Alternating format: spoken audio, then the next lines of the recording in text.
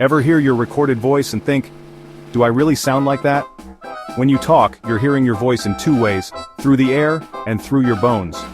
Air conduction is how others hear you. Sound travels through the air into your ears. Bone conduction? That's internal. Vibrations through your skull make your voice sound deeper and fuller to you. But recordings only capture air conduction. No bone vibration, no extra bass, just the outside version of your voice. That same bone trick, it's used in bone conduction headphones to keep your ears open. So yeah, your recorded voice isn't lying, it's just missing half the story. Like weird science like this, hit like and subscribe.